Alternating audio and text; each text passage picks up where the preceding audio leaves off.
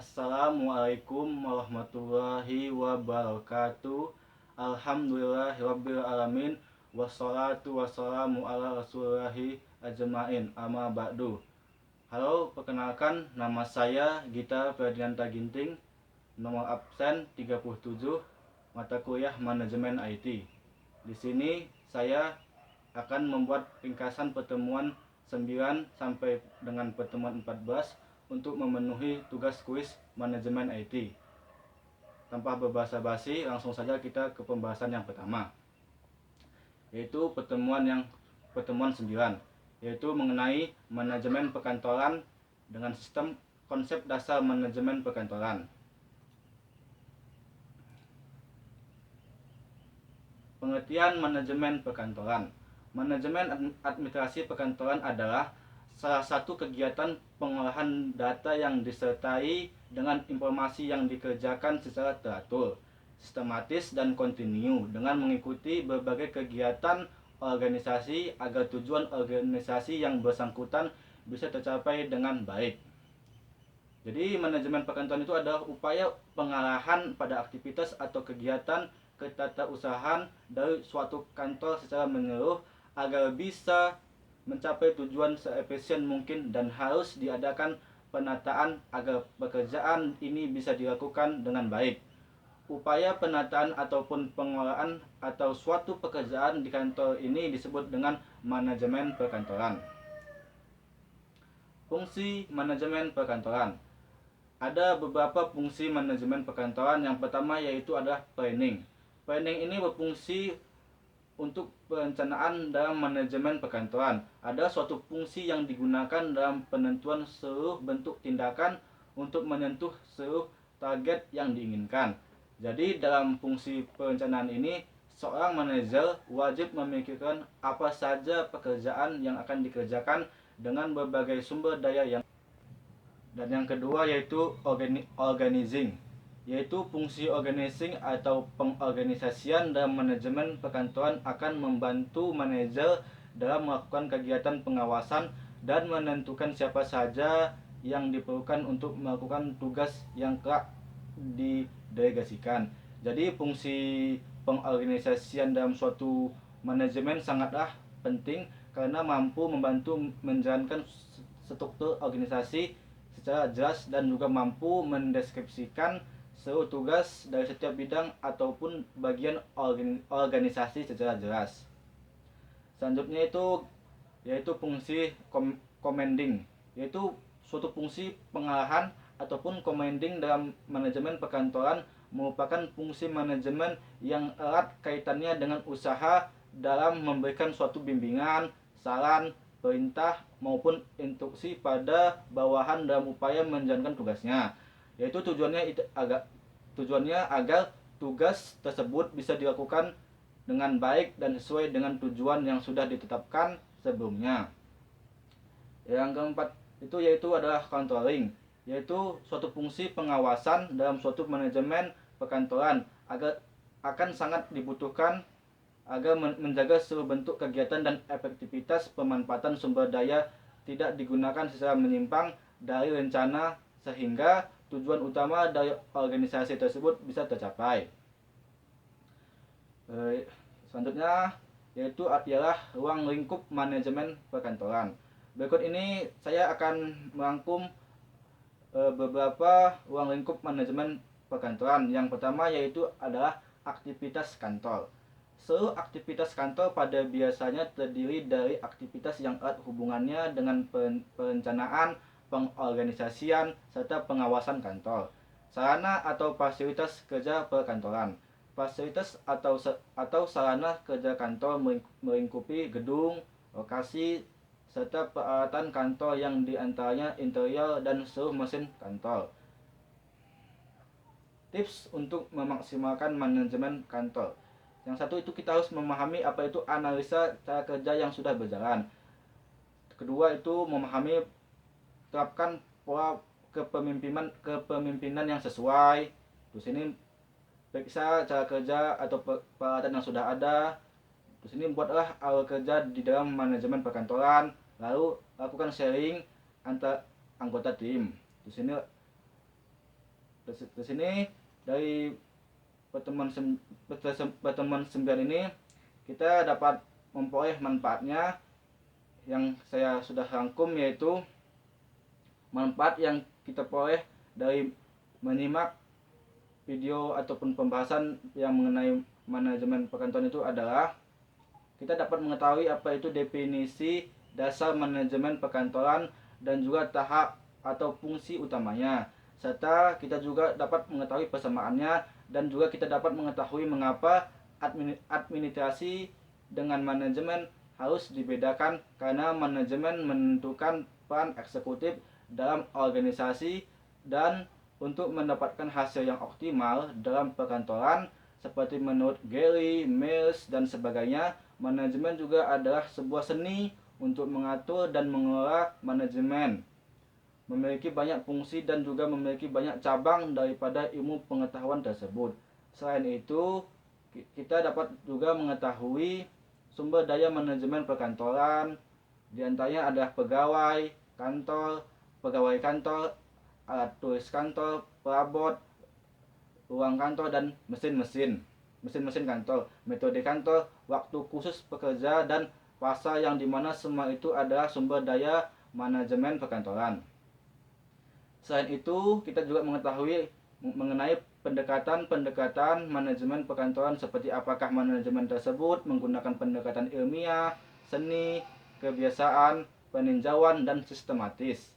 Manajer secara peninjauan meninjau bagaimana mencapai tujuan mereka dalam menggapai suatu kesuksesan, karena manajemen pada perkantoran memiliki fungsi khusus untuk mengembangkan dan juga saling menguntungkan agar perkantoran tersebut dapat menghasilkan keuntungan bagi perusahaan tersebut.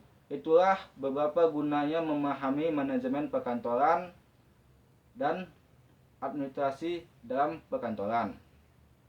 Oke, lanjut kita ke pertemuan yang ke-10. Di sini membahas mengenai otomatisasi perkantoran dan teknologi perkantoran, serta dampak negatif dan positifnya. Memahami mengenai teknologi perkantoran, otomatisasi perkantoran, yaitu pertama kita akan membahas yaitu mengenai pengertiannya dulu.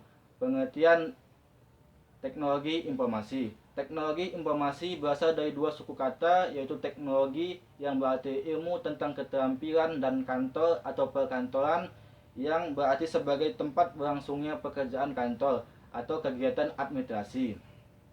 Pekerjaan kantor atau office work berdasarkan artikulasi administrasi itu meliputi kegiatan catat mencatat, surat menyurat, pembukaan ringan, ketik mengetik, agen, dan sebagainya.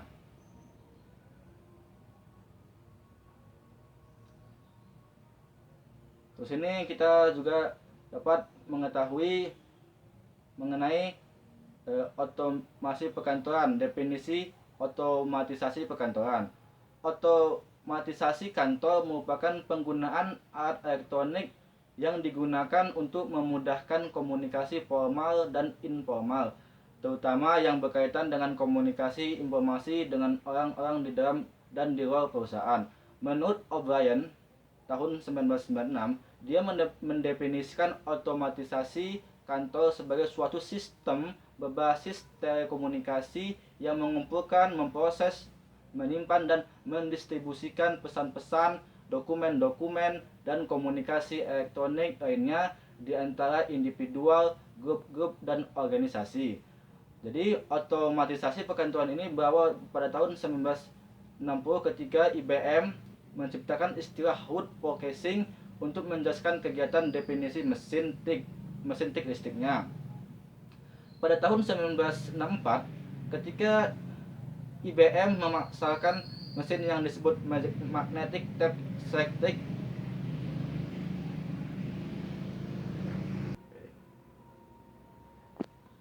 selanjutnya yaitu mengenai tujuan otomatisasi perkantoran. Otomatisasi perkantoran atau OA atau Office Automation bertujuan untuk meningkatkan produktivitas kerja melalui satu, meminimalkan pengeluaran pada biaya. Munculnya komputer dapat menghemat biaya, di mana komputer dapat menggantikan dan meringankan tugas pekerja dari berat menjadi ringan. Jadi otomatisasi pekerjaan ini dapat memudahkan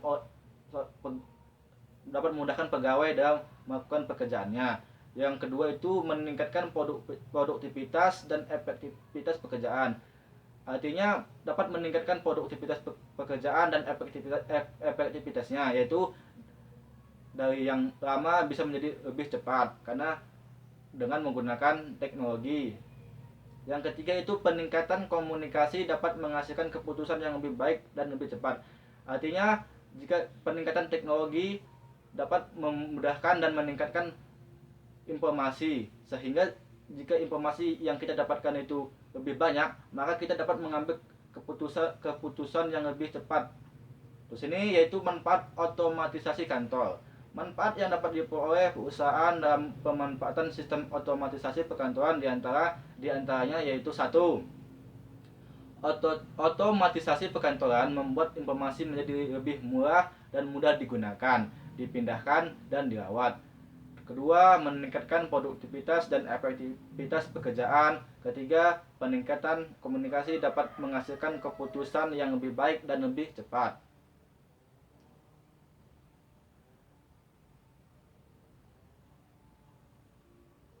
Setelah kita mengetahui mengenai definisinya maupun juga beberapa manfaatnya, di sini kita akan menjelaskan beberapa kekurangan dan kelebihan daripada otomatisasi perkantoran.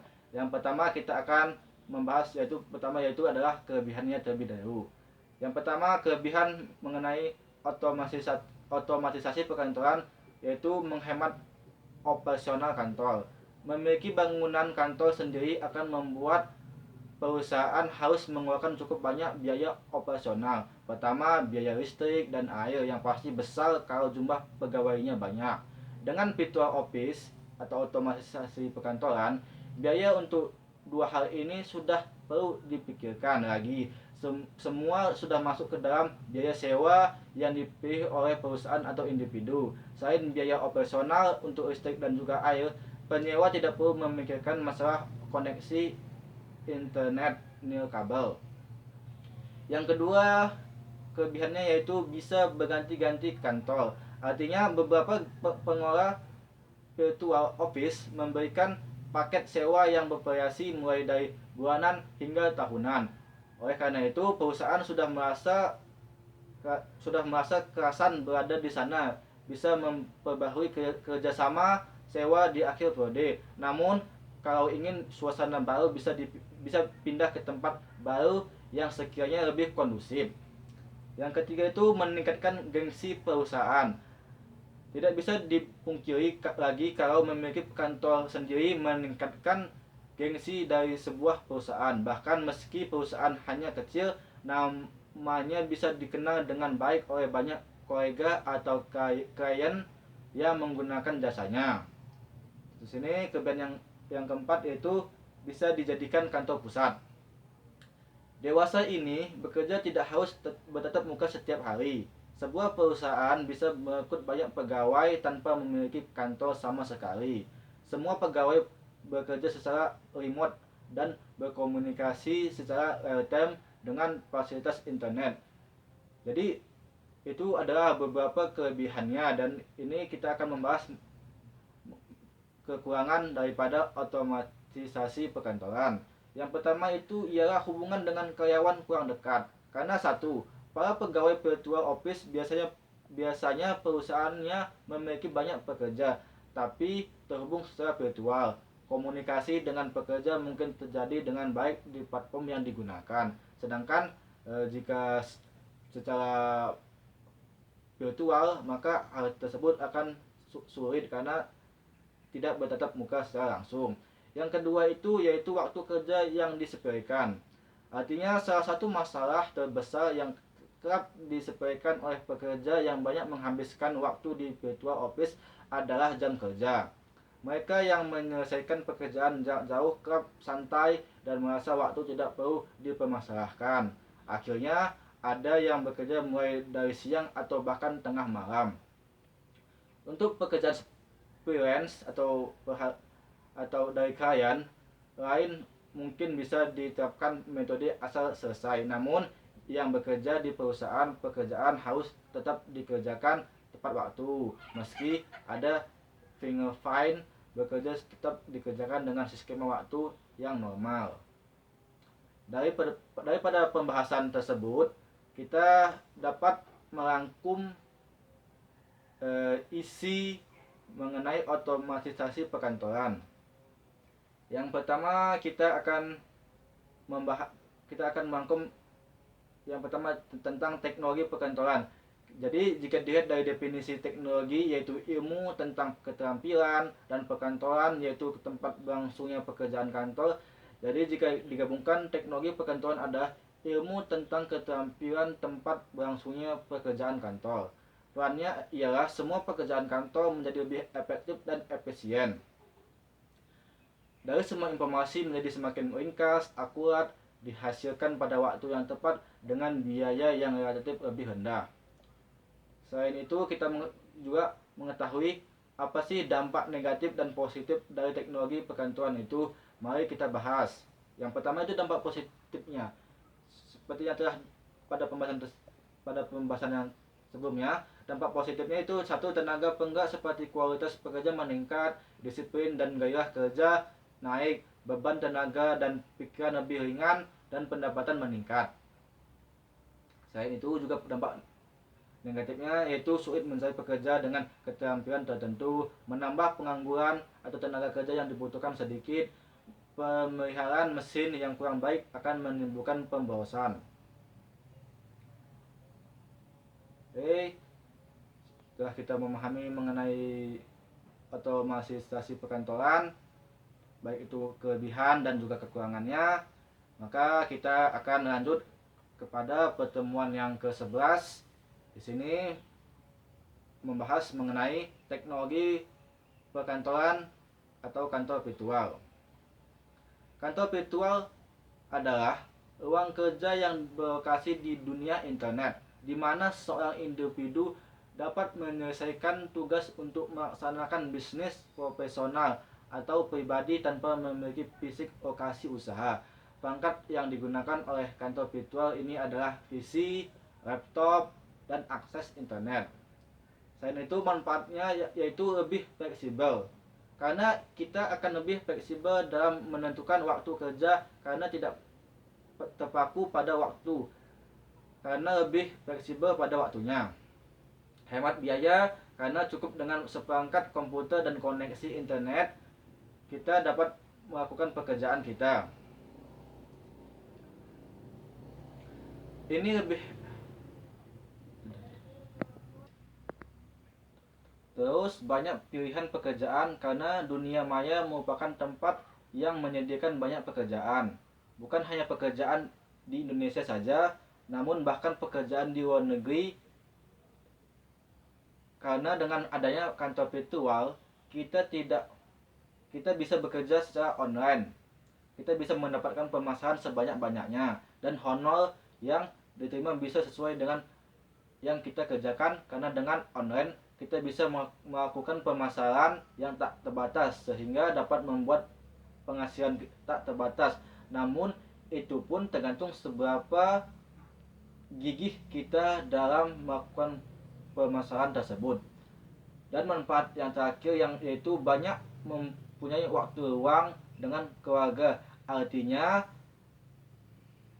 akan lebih banyak waktu yang kita miliki dengan keluarga secara free time, atau dengan banyak bergaul dengan keluarga, dengan anak-anak yang sudah punya anak gitu dia, ya kan?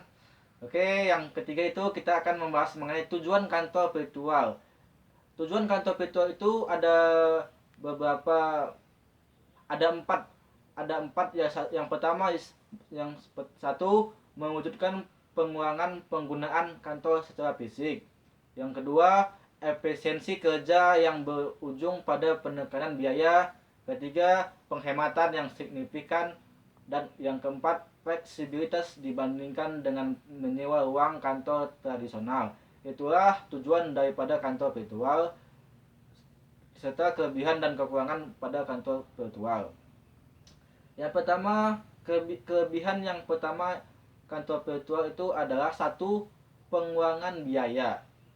Pengurangan biaya operasional seperti lokasi dan uang biaya.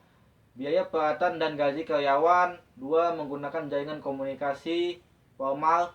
Seluruh bentuk komunikasi tercatat secara formal, di mana seluruh bentuk komunikasi itu tercatat atau terekam secara formal. Di sini kita dapat mengetahui rapat bisa dilakukan secara konferensi dengan Zoom atau dengan Google Meet. Di sini keuntungan yang lainnya yaitu keuntungan sosial, yaitu kesempatan dan kemampuan bekerja untuk individu yang memiliki anak kecil, penyandang disabilitas maupun lansia. Jadi meskipun punya anak kecil atau usia sudah lanjut dan juga penyandang disabilitas, itu bisa tetap bekerja di kantor virtual. Di sini kekurangannya yaitu satu, rasa tidak memiliki. Jadi ketika kita bekerja secara virtual, tidak ada kantor uang nyata, rasa memilikinya akan kurang karena kita tidak bisa bertemu dengan rekan kerja. Takut kehilangan pekerjaan karena dengan mudahnya ketika bisnis tersebut kantor virtual, maka dengan mudahnya kita bisa merekrut orang dengan mudah. Dan jadi buat yang lalai dalam bekerja, hati-hati, nanti bisa dipecat oleh bosnya. Jadi kekurangan di bidang bekerja di kantor virtual ini ada juga seperti yang telah saya sebutkan tersebut. Kekurangan yang lainnya yaitu ketegangan keluarga. Jadi misalnya begini, misalnya suaminya lagi bekerja, terus ini karena di rumah dia bekerja dan pekerjaannya belum selesai, menumpuk, dia bisa tidak fokus, bisa merasa terganggu oleh anak maupun istrinya. Itu yang dimaksud dengan ketegangan dalam keluarga, karena pekerjaannya belum kelar namun dia diganggu oleh keluarganya atau merasa terganggu.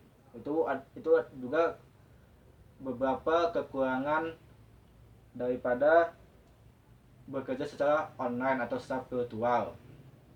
Terus ini layanan komunikasi kantor virtual yaitu satu, resepsionis jarak. Resepsionis jarak yaitu sebuah tim pekerja kantor virtual bekerja menggunakan teknologi telepon integrasi dengan perangkat komputer untuk menggantikan resepsionis tradisional. Meskipun kantor virtual tetap saja harus punya resepsionis jarak jauh karena tidak harus bertemu dengan klien. Terus ini layanan ruang kantor virtual yaitu satu, alamat profesional. Alamat profesional adalah sebuah bangunan bergengsi untuk digunakan sebagai alamat bisnis, untuk digunakan sebagai tempat bisnis. Yang kedua yaitu alamat surat. Alamat surat adalah alamat profesional yang dapat digunakan untuk menerima dan mengirim surat. Ketiga, resepsionis. Resepsionis dengan adanya kantor yang nyata dibutuhkan resepsionis sebagai wakil untuk menerima dan menandatangani paket dokumen. Yang keempat, live resepsionis virtual, yaitu selanjutnya ke pertemuan ke-12, yaitu membahas mengenai sistem informasi manajemen. Oke, kita akan membahasnya. Yang pertama yaitu pengertiannya terlebih dahulu, yaitu pengertian sistem informasi manajemen. Sistem informasi manajemen atau KAP disingkat dengan SIM yang berasal dari bahasa Inggris, yakni Management Information System, atau pengertiannya adalah sistem informasi manajemen adalah sistem perencanaan bagian dari pengendalian internal dalam bisnis yang terdiri dari pemanfaatan dokumen, manusia, teknologi, serta prosedur dalam akuntansi manajemen. Pengertian SIM menurut beberapa ahli. Yang pertama menurut Botner dan Hopwood. Dia mengatakan bahwa manajemen information system adalah kumpulan perangkat keras dan perangkat lunak yang dirancang untuk mentransformasikan data dalam bentuk informasi yang berguna atau accounting information system. Di sini menurut L. James Harvey, dia mengatakan manajemen information system adalah prosedur logis dan rasional untuk melakukan atau merancang suatu rangkaian komponen yang berhubungan satu sama lain. Pengertian yang lainnya menurut Azhar Susanto, dia mendefinisikan sistem informasi manajemen merupakan kumpulan atau grup dari subsistem atau bagian atau komponen apapun, baik itu fisiknya maupun non-fisik, yang saling berhubungan satu sama lain dan berkenaan dengan pengendalian, pengevaluasian, dan perbaikan berkelanjutan. Fungsi sistem informasi manajemen. Ada banyak sekali fungsinya dan manfaatnya dari sistem informasi manajemen tersebut. Yang pertama, kita akan membahas mengenai fungsi dari sistem manajemen ini. Tidak terbatas pada pihak manajemen saja, melainkan juga bagi organisasi secara keseluruhan. Ulasannya akan dibahas lebih lanjut di bawah ini, yaitu 1. Meningkatkan produktivitas serta penghematan dalam hal biaya di dalam organisasi. Yang kedua, meningkatkan kualitas dari sumber daya manusia, dikarenakan unit sistem kerja akan lebih terkoordinasi serta sistematis.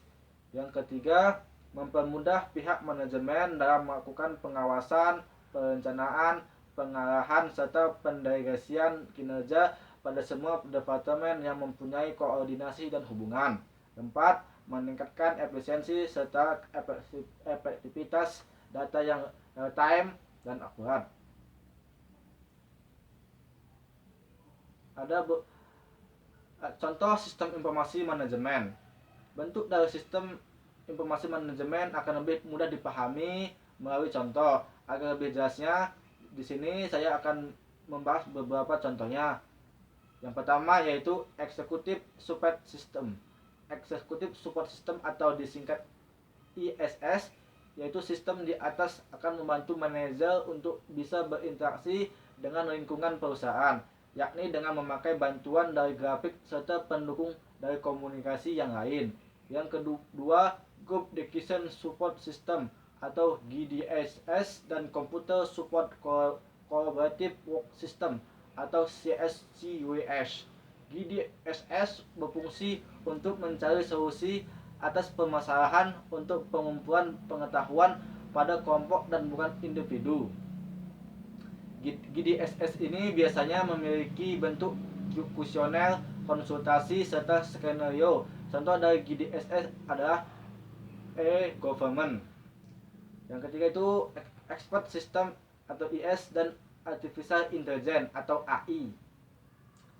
Sistem informasi ini memakai kecerdasan buatan dalam menganalisis pemecahan masalah menggunakan pengetahuan tenaga ahli yang sudah diprogram ke dalamnya. Contoh dari S dan AI adalah sistem jadwal mekanik.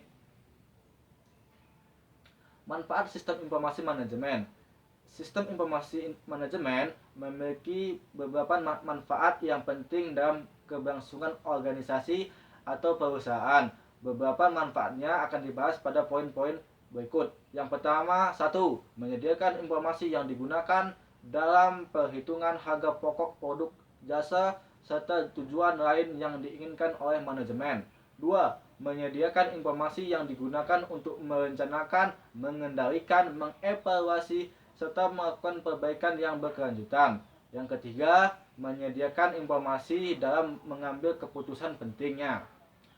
Selain itu, komponen sistem informasi manajemen. Komponen sistem informasi manajemen fungsional adalah elemen dan komponen yang memiliki hubungan dengan pemrosesan data, teknik pengumpulan data, penyimpanan, dan juga pelaporan informasi, di mana sistem ini dibutuhkan manajemen.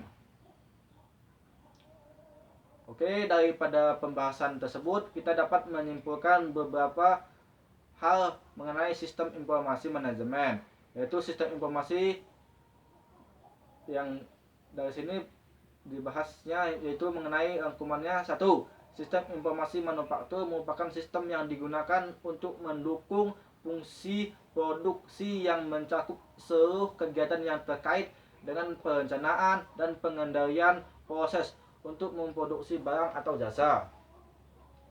Yang kedua, model sistem informasi manufaktur terdiri dari input subsistem seperti sistem informasi akuntansi yang memiliki sumber dan sumber eksternal, yaitu subsistem industrial engineering dan subsistem intelijen manufaktur yang termasuk ke dalam database, dan output subsistem yaitu pemakai subsistem produksi dan subsistem persediaan yang memiliki subsistem kualitas dan subsistem biaya. Keterangan model sistem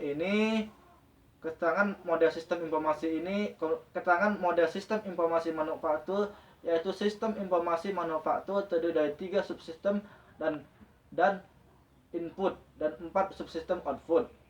Yang pertama kita akan membahas mengenai subsistem input, terdiri dari 1 sistem informasi akuntansi yaitu mengumpulkan data intern yang menjelaskan operasi manufaktur dan data lingkungan yang menjelaskan transaksi perusahaan dengan pemasoknya. Kedua, subsistem industrial engineering yaitu menyerupai subsistem penelitian pemasaran terutama terdiri dari proyek-proyek. Pengumpulan data khusus subsistem industrial engineering mengumpulkan data dari perusahaan, bukannya dari lingkungan. Istilah yang digunakan dalam sistem informasi manufaktur terdiri dari ROV atau Reorder Point, yaitu suatu sistem yang mendasarkan keputusan pengambilan berdasarkan titik pemesanan kembali.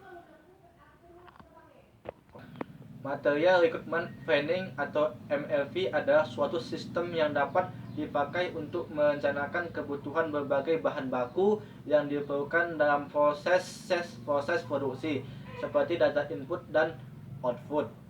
MRP 2, Material Resource Planning, yaitu suatu sistem yang memadukan MRP dengan penjadwalan produksi dan operasi pada bengkel kerja. Sistem ini hanya untuk mempekerjakan mesin secara efektif. Manfaat MRP 2 ini diantaranya adalah 1. Penggunaan sumber daya yang efisien. 2. Perencanaan prioritasnya lebih baik. 3. Pelayanan pelanggan meningkat. 4. Semangat kerja bagi pegawai meningkat dan informasi manajemennya yang lebih baik. Terus ini just in time atau JIT yaitu suatu pendekatan yang menjaga arus bahan baku melalui pabrik agar selalu dalam keadaan minimum dengan mengatur bahan baku tiba di bengkel, bekerja pada saat diperlukan atau tepat pada waktunya. Pendekatan just in time ini pendekatan just in time itu agar menjaga arus materialnya melalui pabrik dalam keadaan minimum dan selalu tepat waktu dalam pengantarannya ke pabrik. Computer Integrated Manufacturing atau CIM adalah suatu sistem yang menggabungkan berbagai teknik untuk menciptakan proses yang luas, cepat, dan menghasilkan produk yang berkualitas dan efisien. CIM menggabungkan robotika, SAM, kontrol mesin, penggunaan komputer sebagai bagian dari sistem produksi fisik, yaitu 1. Computer Aided Design atau CAD, yaitu sistem yang menggunakan komputer untuk merancang suatu produk manufaktur, contohnya seperti mobil, kapal, pesawat terbang, dan semacamnya. Yang kedua yaitu Computer Aided Engineering atau CAE atau dalam bahasa Inggrisnya CAE, yaitu sistem yang dirancang untuk menganalisis karakteristik dari suatu desain dan dipakai untuk mensimulasikan kinerja produk yang berbeda-beda untuk mengurangi pembuatan prototipe. Yang ketiga, Computer Aided Manufacturing atau SAM, yaitu sistem berbasis komputer yang digunakan untuk mengontrol suatu proses produksi. Jadi, SAM ini merupakan komputer dalam proses produksinya. Yang keempat, Computer Aided Forecasting Planning atau CAPV, yaitu sistem yang digunakan untuk merencanakan urutan proses untuk memproduksi atau merakit suatu komponennya. Yang terakhir, yang kelima, yaitu robotik. Robotik yaitu melibatkan pengguna robot industrial, alat yang secara otomatis melaksanakan tugas tertentu dalam proses manufaktur. Robotik ini diperkenalkan pertama kali oleh industri mobil sekitar tahun 1974 untuk aplikasi robot yang paling populer pada zamannya dulu adalah memasukkan bahan baku ke dalam mesin yang diotomatisasi oleh SAM. Oke, lanjut kita pada pertemuan yang ke-13. Di sini pembahasannya mengenai sistem informasi manajemen, sistem informasi keuangan. Oke, sistem informasi keuangan merupakan suatu subsistem dari CBIS yang memberikan informasi kepada orang atau kelompok baik di dalam maupun di luar perusahaan mengenai masalah keuangan perusahaan. Artinya, sistem informasi keuangan ini memberikan sebuah informasi yang berisi laporan, baik itu laporan secara periodik maupun berbentuk laporan khusus dan disesuaikan dengan si pengguna sistem informasi. Model sistem informasi keuangan meliputi sistem informasi akuntansi yang terdiri dari sumber internal yaitu subsistem audit internal dan sumber eksternal yaitu subsistem intelijen keuangan yang terhubung ke database untuk dijadikan sebuah informasi bagi pemakainya. Sebelum kita mengetahui apa itu sistem informasi keuangan, kita terlebih dahulu harus tahu apa itu sistem informasi akuntansi dan sistem informasi anggaran. Langsung saja kita akan membahasnya. Yang pertama mengenai pengertian dari sistem informasi akuntansi, yaitu menyediakan data akuntansi yang berupa catatan mengenai segala sesuatu yang terjadi dalam perusahaan. Kalau sistem informasi anggaran, yaitu menyediakan informasi keuangan bagi manajer keuangan. Jika kita sudah mengetahui apa itu sistem informasi akuntansi dan juga sistem informasi anggaran, maka kita akan masuk kepada subsistem informasi keuangan yang meliputi satu, pemrosesan pesanan. Pemrosesan pesanan penjualan yaitu subsistem yang menangani pemrosesan pesanan dari pelanggan. Subsistem informasi keuangan yang meliputi satu, pemrosesan pesanan penjualan yaitu subsistem yang menangani pemrosesan pesanan dari pelanggan. Artinya, bagaimana alur kerja dari pemesanan dalam suatu penjualan, jadi ada kaitannya dengan pelanggan. 2. Pemrosesan persediaan yaitu subsistem yang menangani perubahan dalam persediaan dan memberikan informasi pengiriman dan pemesanan kembali. Jadi, misalkan ada pelanggan melakukan pemesanan barang, maka barang yang dipesan nanti akan dikirimkan, atau misal stok barang di gudang penyimpanan barang sudah menipis, maka bisa memesan barang tersebut ke supplier. Yang ketiga yaitu buku besar atau general ledger, yaitu subsistem yang mengkonsolidasi data dari sistem akuntansi yang lain dan menghasilkan pernyataan dan laporan bisnis yang bersifat periodik. Artinya, jika kita sudah belajar akuntansi dasar, maka salah satu siklus tersebut ada namanya buku besar. Dan buku besar terdiri dari buku besar kas, buku besar penjualan, buku besar penjualan, buku besar hutang piutang, dan lain sebagainya. Piutang dagang atau akun payable, yaitu subsistem yang mencatat piutang pelanggan dan menghasilkan faktur, pernyataan pelanggan bulanan, serta laporan manajemen kredit.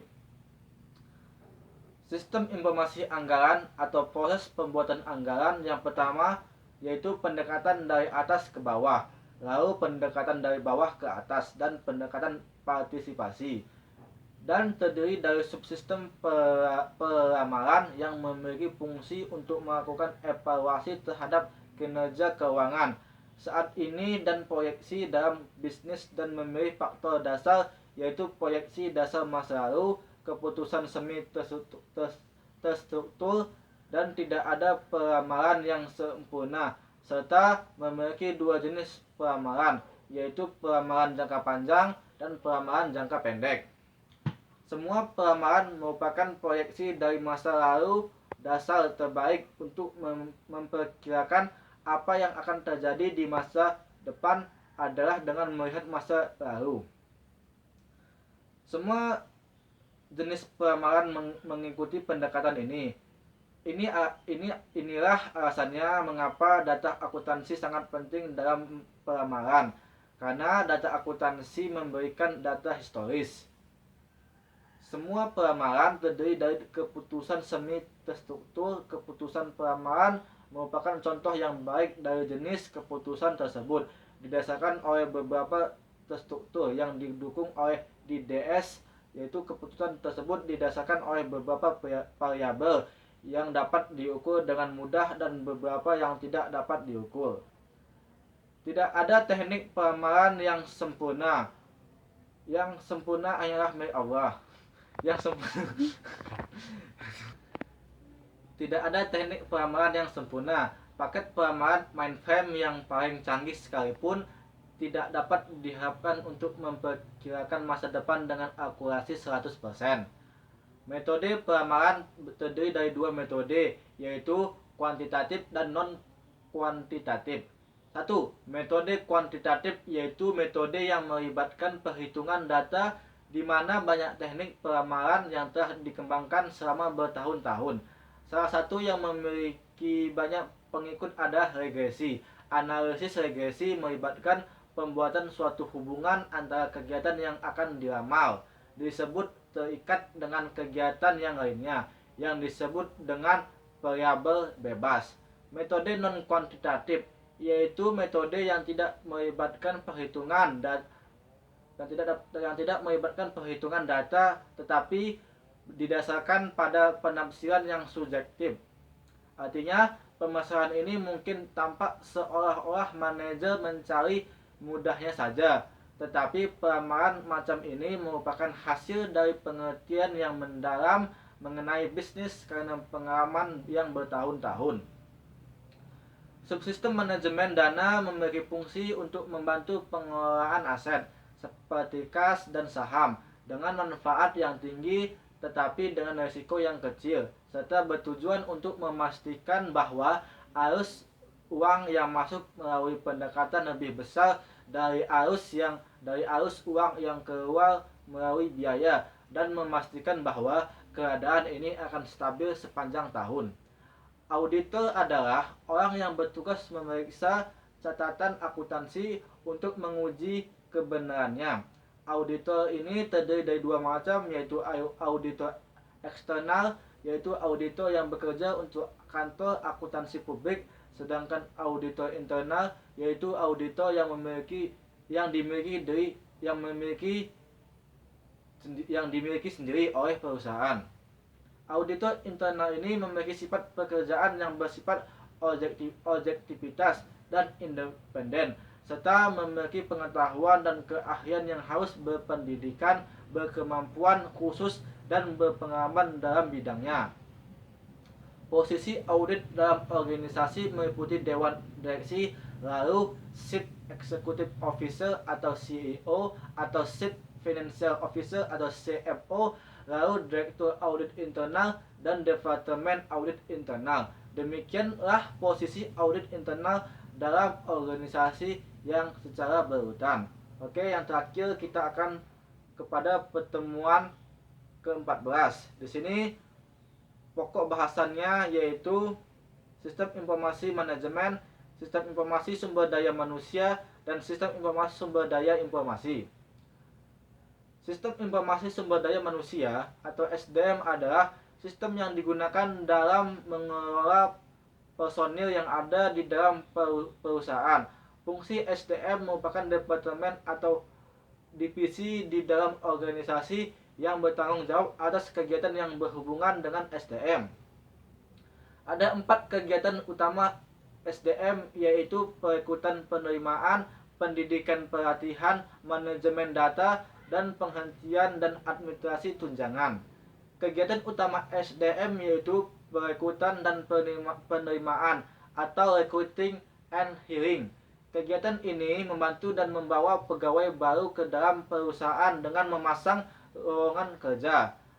Manajemen data yaitu SDM menyimpan database yang berhubungan dengan pegawai dan memproses data tersebut untuk memenuhi kebutuhan informasi, penghentian dan administrasi tunjangan yaitu selama seseorang dipekerjakan oleh perusahaan. Mereka akan mendapat tunjangan dan ketika pegawai berhenti bekerja, SDM akan memproses kertas kerja yang diperlukan dan kadang melakukan wawancara keluar.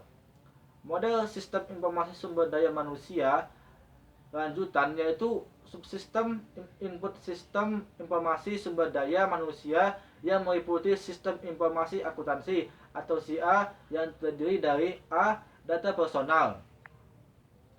Data personal yaitu data relatif permanen dan bersifat non-keuangan. Contohnya nama pegawai, jenis kelamin, tanggal lahir, pendidikan, dan jumlah tanggungan.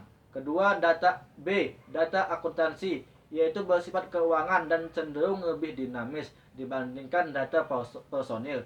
Contohnya, data akuntansi adalah upah per jam, gaji bulanan, pendapatan, dan pajak penghasilan tahunan berjalan. Subsistem informasi SDM yaitu data yang diolah terdiri dari data personil dan data keuangan. Seperti data personil relatif lebih permanen dan bersifat non-keuangan, dan data keuangan yang bersifat keuangan dan cenderung dinamis. Subsistem penelitian SDM yaitu mengumpulkan data melalui proyek penelitian khusus seperti penelitian suksesi, analisis dan evaluasi jabatan dan keluhan, dan mengumpulkan data yang berhubungan dengan sumber daya manusia dari lingkungan luar perusahaan atau disebut juga sistem intelijen sumber daya manusia. Database SIDM yaitu data yang tersimpan dalam database SISDM yang terdiri dari data pegawai dan data non-pegawai. Data pegawai yaitu data yang berisi data yang berhubungan dengan data pegawai atau perusahaan yang ada, dan data non-pegawai yaitu data yang berisi data non-pegawai dalam database perusahaan seperti data agen tenaga kerja, akademisi atau universitas, serikat pekerja, dan pemerintah. Subsistem output sistem informasi sumber daya manusia. Subsistem angkatan kerja yaitu semua kegiatan yang memungkinkan manajemen untuk mengidentifikasikan kebutuhan pegawai di masa depan. Subsistem perekrutan yaitu melakukan kegiatan perekrutan, yaitu proses penarikan atau rekrutmen, yaitu proses pencarian dan pemikatan para calon karyawan atau peramal yang mampu untuk melamar sebagai karyawan, seperti perencanaan sumber daya manusia dan peminatan khusus manajer untuk lowongan pekerjaan yang tersedia, lalu menganalisis infrastruktur jabatan untuk pendapat manajer, lalu jabatan manajer untuk metode penarikan, lalu peramal yang memuaskan dalam arti kata pekerjaannya. Subsistem perekrutan akan membawa pegawai baru ke dalam organisasi dengan melalui dua aplikasi, yaitu penelusuran peramal dan pencarian internal. Subsistem manajemen angkatan kerja yaitu menggunakan aplikasi untuk mengetahui usaha pengembangan angkatan kerja yang sudah dilakukan. Subsistem manajemen angkatan kerja menggunakan sejumlah aplikasi untuk mengetahui usaha pengembangan angkatan kerja yang sudah dilakukan, seperti aplikasi penilaian, seperti aplikasi penilaian pekerja, lalu aplikasi pelatihan, aplikasi pengendalian posis atau aplikasi relokasi, aplikasi keahlian atau kompetensi, aplikasi sukses, dan aplikasi kedisiplinan dan sebagainya. Subsistem kompensasi yaitu melakukan proses penggajian, yaitu input data gaji pokok, data tunjangan, data kenaikan jabatan, data lembur, data potongan, dan output laporan. Jadi slip gaji ini dapat direkapitulasi gajinya per bulan, sehingga subsistem kompensasi merupakan subsistem yang paling banyak dilakukan. Hampir 80% kegiatan sumber daya manusia yaitu melakukan pengkajian sejumlah aplikasi untuk subsistem ini, yaitu aplikasi peningkatan penghargaan, aplikasi gaji, aplikasi kompensasi eksekutif, aplikasi intensif bonus, dan aplikasi kehadiran. Sistem informasi sumber daya informasi terdiri dari jasa informasi atau analisis sistem, programmer, pengolah database, spesialis jaringan, dan personil operasi. Sumber daya informasi perusahaan meliputi hardware, software, para spesialis informasi, pemakai, fasilitas, database, dan informasi. Sistem yang menyediakan informasi mengenai sumber daya informasi perusahaan pada para pemakai di seluruh perusahaan, seperti manajer untuk jasa informasi dikenal dengan istilah CEO atau Chief Information Officer. Chief Information Officer atau CEO memiliki beberapa kegunaan dalam perusahaan, diantaranya adalah sebagai berikut. 1. Berkontribusi pada perencanaan strategis perusahaan dan jasa informasi. 2. Sumber kepemimpinan utama dalam mencapai dan memelihara kualitas informasi, menjaga keamanan sumber daya informasi, merencanakan keadaan tak terduga, dan menjaga biaya sumber daya tetap terkendali. CEO merupakan salah satu eksekutif tingkat puncak perusahaan yang bertanggung jawab atas salah satu area fungsional utama, yaitu jasa informasi atau Information Service atau IS. CEO merupakan anggota komite eksekutif dan bekerja sama dengan eksekutif lain dalam perencanaan strategis. Keamanan sistem mengacu pada perlindungan terhadap semua sumber daya informasi perusahaan dari ancaman oleh pihak-pihak yang tidak bertanggung jawab atau yang tidak berwenang. Tujuan keamanan ada 3, yaitu kerahasiaan, ketersediaan, dan integritas. Gangguan terhadap sistem informasi ada yang disengaja dan tidak disengaja, seperti kesalahan teknis. Contohnya, masalah hardware, syntax error, gangguan lingkungan seperti petir, gempa bumi, air, dan kesalahan manusia seperti menggunakan data yang salah, menghapus tanpa sengaja.